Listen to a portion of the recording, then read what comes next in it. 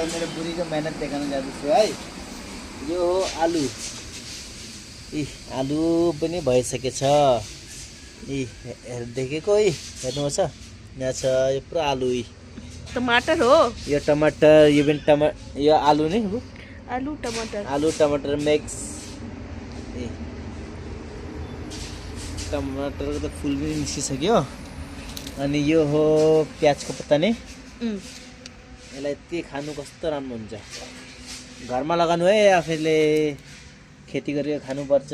आजकलको भेजिटेबलमा केही भरोसा छैन, दबाई सबाईको।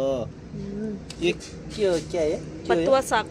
यो पतुवा साग कि त मलाई थाहा छैन कस्तो हुन्छ भनेर। अनि यता के छ?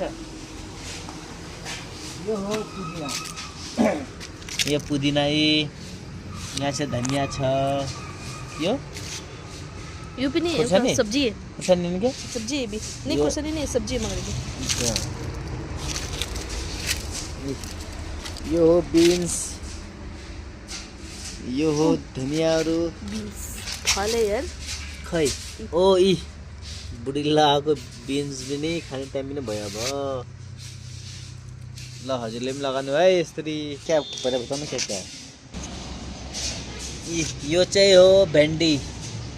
यसलाई चाहिँ अब म अर्को छुट्टी आन्छु जुलाईमा, त्यति बेला खान्छु। यो पनि भेन्डी हो, टाइम छ। भेन्डी। यो हो सलाद। अघि नै पानी हालेको थिएँ त अलिकति त्यो भयो क्या, पानीको फोर्सले सुक्यो। यो हो खुर्सानी नि। यो खुर्सानी, यो पनि भेन्डी। यो बैगन। यो हो बैगुन।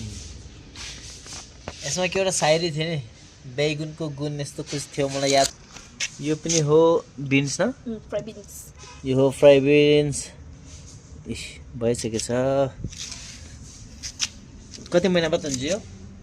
1 महिना पछि त। 1 महिना पछि तपाईँले खाना पान्नु होला र यिनीहरू चाहिँ खाना पान्छु होला। यो पनि हो साग, रातो साग। तर त के उयो जग्गा छैन कि खेती गर्नुको लागि, त्यही लागि